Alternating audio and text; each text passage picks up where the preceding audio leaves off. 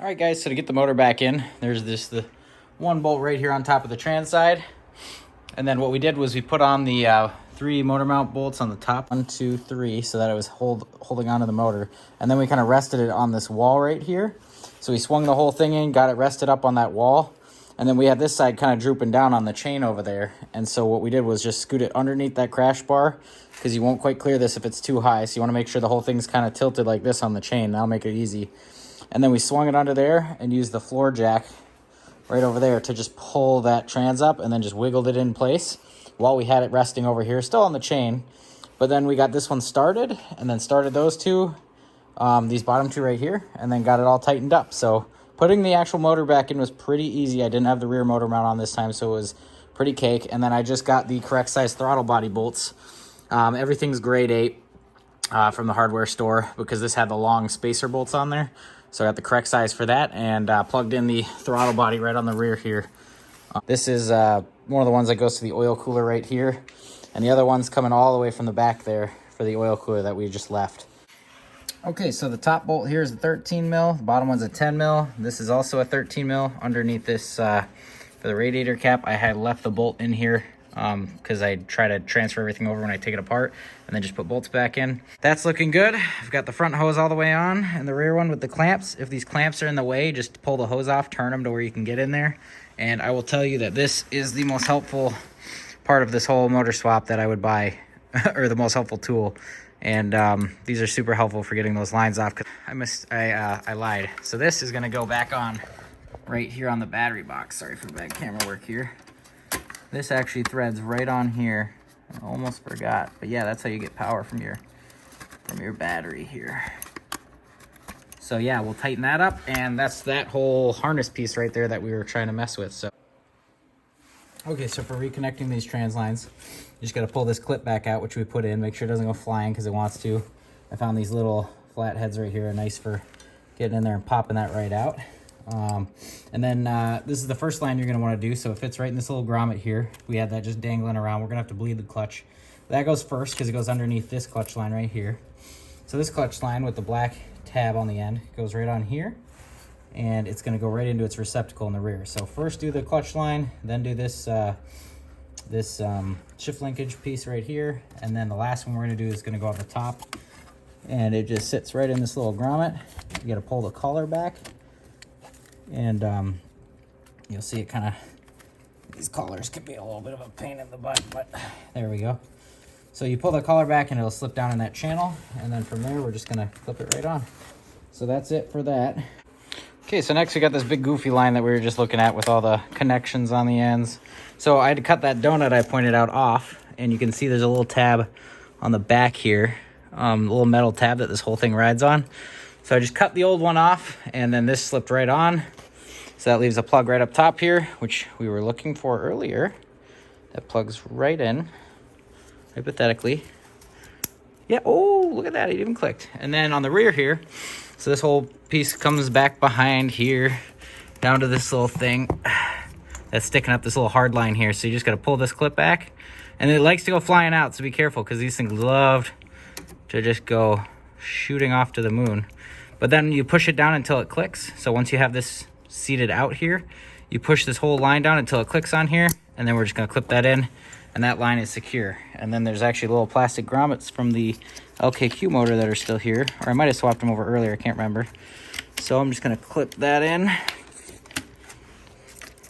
And then, oh, there's another one right here. So it tells me exactly where I need to go. It's kind of exciting, actually. Okay, and then I'm gonna sit down here.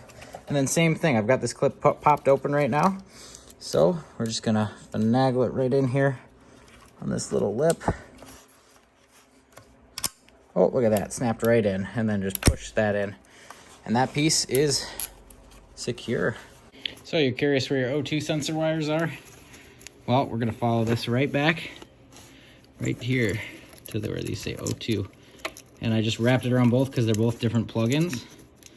You can tell the connectors are much different. So when we do get the downpipe in, we want to remember to plug these in, or we'll throw some engine codes. And I did see one little wire, or one little plug that once we got the motor put in here, plugs right into this thing right here. A little fuel sensor or something, I'm supposing like that. So yeah, everything's looking good. All right, so I have my ground coming off the trans here. You can see that was just dangling the whole time. So this wire comes up, and then we have 2 ground points here. How do I know it's the one that's close? Because I still have this thing that sticks right onto a bolt there. So I physically can't get it to the other one, so I know it goes right in here. So we're gonna take that out, and we're gonna put this right in. And I'm gonna tighten that up, and I've got my ground to the trans, or from the trans to the frame good. Okay, so next I swung up the ECU here, and I connected that. You can see there are 2 bolts for it. One right down here, which I left the bolt in there, and the other one right up here, which I had screwed the bolt into this frame here, but it's the only thing that fit, and you could actually see where this metal tab was actually like imprinted on the frame, so I know that's where that goes. This is the other ground that we were looking for that goes right up here, so we'll do that, and then this goes to the fuse box right up here, so that plugs right in the middle up there. And then this last plug, I don't know yet, so we will find out shortly. All right, so you can see we followed this up. This clips right into this, so I got 1 loose wire here, not gonna worry about it for now, but this actually clips right into all the little spots here, so they just like push right in and go whoop, and then, and I'm tired. And then for this one, you wanna make sure you really get these clean with QD cleaner before you stick this back in, and I'm also gonna blow all the dust out of here before I plug that in. But yeah, so we put those 3 bolts back in the AC compressor. Right down here, there's a nut right here, and then a bolt right there, and a bolt on the bottom side. So we will need a new AC belt for that. I put the stock intake back on right on the top of the turbo, and mounted it up right here and here. So next we'll do this piece. But for now, I'm coming over here to put this bracket back on. So this came out earlier when we were taking the transmission mounts off. You can see it lines right up, and if you kept these 4 bolts, which I hope you did, you just thread those back on.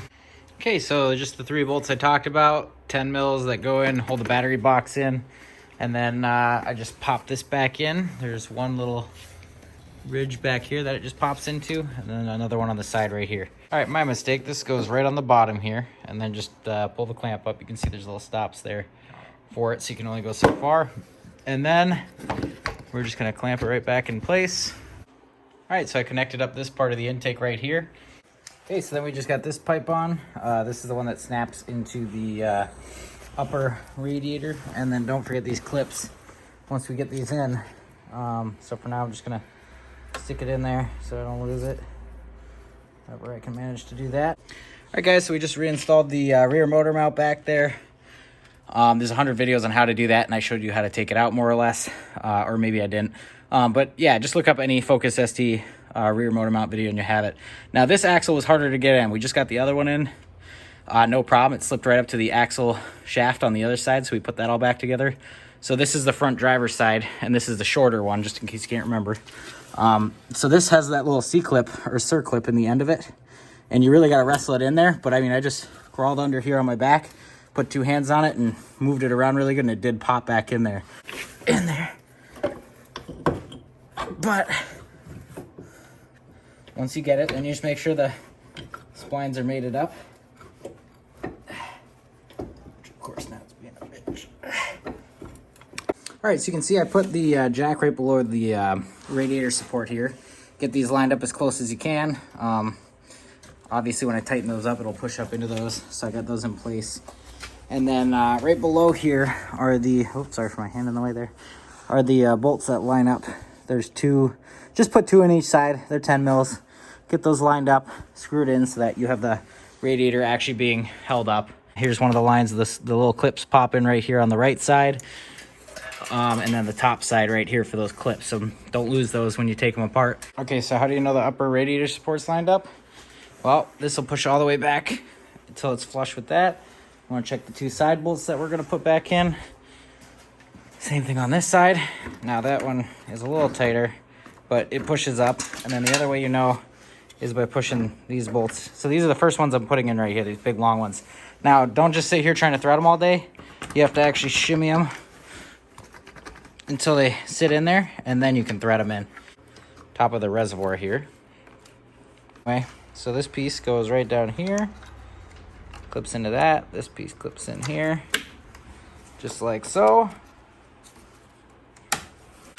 And actually connects into the side of this right here. the little coolant thingy. So hard to get a good view there, but it clips in right into the side of this in this little nozzle right here. All right, so we just got the stock intercooler back on. There's two little 8mm nuts right on the bottom. There it is. I want it somewhere under here. Right there. You can see a little 8mm right there and one on the other side as well. And then once you get that mounted in and screwed in all the way, and you'll be able to tell the orientation, the intercooler slides up into this bracket. It doesn't sit on the top. It slips up from below. And then I just plugged in the little mass airflow sensor right there on the back of the intercooler. All right, guys, so we're working on the downpipe now. First thing you do is put the hanger bolts in. It's kind of a pain in the ass, but it'll hold the rear of this in place so that you can actually come up here to where your downpipe goes on the turbo, and you have this V-band. There is a little fire ring that goes between these. You'll know when it goes. So what I did is I loosened this flange up really loose until I actually pushed the downpipe, like so it mated with the turbo. It actually like sticks into the turbo. And then from there, I used my fingers to spread that until it locked in over the two sides of it. And you can see when it's lined up, you'll have the edge of this clamp over the little seals on the edge of each side, the turbo side and the downpipe side. And then you just wiggle this as you go in so you know it's on the channels as you're tightening it up. I just gave it a little wiggle every bit, got it finally tight, and then it'll get pretty snug when it's fully tight, and you can stop there, you know, when it gets, you know, nice and snug. You don't want this to come off. But yeah, then I got a new gasket. Sorry for the bad work again. I'm just going straight back here. But the back of the downpipe and that gasket was pretty much melted. When I took that thing off, it just crumpled in my hand. So I got another gasket from Ford for that, so we'll put that in tomorrow. But that'll be far enough to get it started with just the downpipe on. And then I'm going to go up here, up above. There's two O2 sensors that I showed you earlier. Fill it up with oil. I'm just using Mobil 1 Extended Performance 5W30. Lots of people use it. It's fine. And then I got some transmission fluid from, takes about 2 quarts. So I got some of that. Dual clutch transmission fluid from Ford. That's about 30 bucks a quart, which hurts. The modal DCTF is cheaper. That's about 20 bucks a quart online. But I want to wrap this up. And then I got the new yellow concentrated coolant there. And that's to mix with distilled water. So we're not going to worry about coolant for now until Monday, but we should be able to start it even without coolant just to make sure, you know, everything's running okay. All right, so to fill the transmission, I have a video on this separately, but you get one of these little pumps right here, little hand pumps from like O'Reilly's or something. They're like 10 bucks. And then you can see the drain plug right there, and the fill plug is right up underneath the axle. So drain plug right there, that's the one we used earlier to drain it. Fill plug's right above it, and you pump 2 quarts into that thing, and the way you know it's full is it'll start to overflow out of that top hole there. Slap this on the AC compressor pulley right here. And then you can see I've got this little tool right here. You get these at O'Reilly's. It's just a belt stretch tool thingy for these stretch belts because they're really hard to get on otherwise. So then you can see I'm just kind of guiding it up. And then make sure your finger's out of the way because this is a good way to lose a finger. But it should, I'll lengthen up the wrench here, pop right up and on there.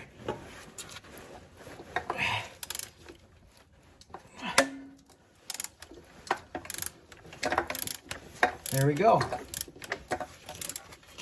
No problem.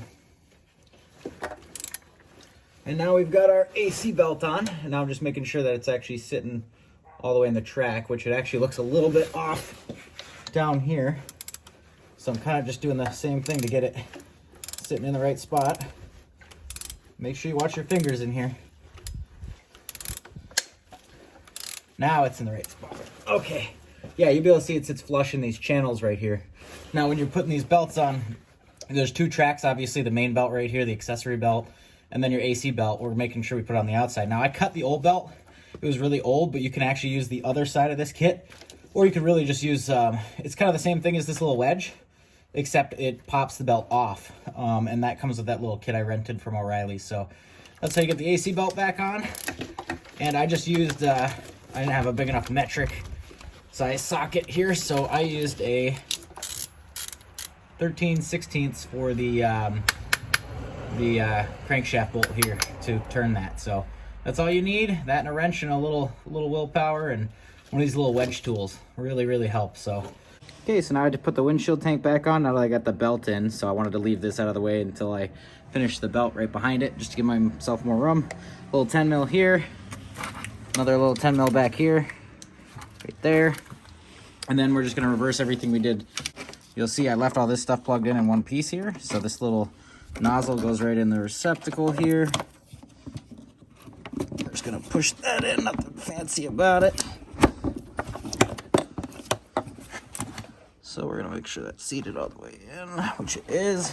I mean, it has a little U-shaped thing here it sticks in, and then plugs right in its natural habitat here. So we'll go ahead and make sure that's lined up. Put that in right there. Okay, so this wiring harness can get a little weird coming off this this side of everything here. So I'm just gonna walk you through it. Basically, all your windshield washer stuff goes down here. This just Y's out behind it, you can see. And then you're gonna have your horn cable, which is gonna clip in here. It's gonna clip in right down there. You can see where it's kind of halfway out here. But it's gonna clip right in there. And then you're gonna come down here. So below the crash bar, so back through this stuff. And then it's gonna clip right back into that where it was before, which I haven't pushed in quite all the way.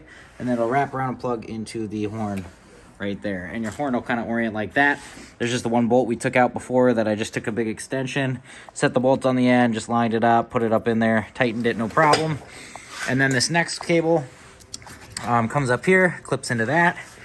And then on the back side over here, you're gonna see, sorry about the lighting there, this little plug is gonna be attached to it. So the difference between the horn and this one is that this has two plugs for this strand going out. And then it clips in right here, clips in right here, and then plugs right in here. Okay, so to bleed the clutch, there's this little cap that comes off the end of the bleeder right here. And then it's a 11 millimeter box end will work just fine, or open end wrench. And so what we're gonna do is pump up the clutch like a brake kinda. So you pump the clutch up until you have pressure in it. And then when I loosen this up, the pedal's gonna go all the way to the floor and he's gonna hold his foot on the floor while I tighten it. And then once I tighten it, he can pump the clutch up again. But it's important to not let the clutch pedal back up while this is open, because you're gonna pull pressure back into the system. And the part of this that I found the most difficult is when you're filling this reservoir with .4 brake fluid, you need to keep it all the way full. It'll only go down a little bit and it'll look like it's good and you'll be just not adding any fluid into the system basically. So you need to keep this pretty tip-top full while you're doing that. And as long as you keep that thing full between every like 2 pumps, you'll be fine. You'll get pressure back really quick. So we're gonna do that to get pressure back in that. And I think the brakes will be okay because we never broke this system loose, but we might bleed 1 or 2 brakes just to see if a little air comes out. And if it does, we'll do all 4. If it doesn't, then we'll just do the fronts for now because they're the only ones we mess with and it should have kept pressure. But we're gonna do all this bleed up, and then I plugged the fuel line back in over here. Where the heck does this go to? Oh, this is the this is for your windshield washer fluid, so don't worry about that hanging down there. But then I clipped this back in, this fuel pump, back into the little receptacle. All right, so we're about to do our first startup. Here's where we start thinking about everything we might have forgot.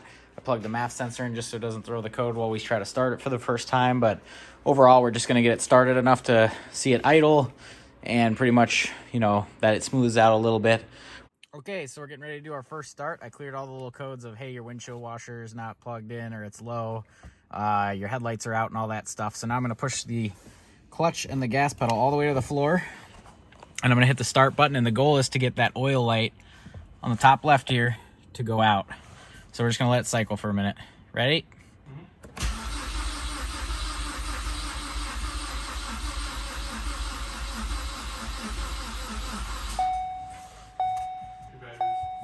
Yeah, battery's weak.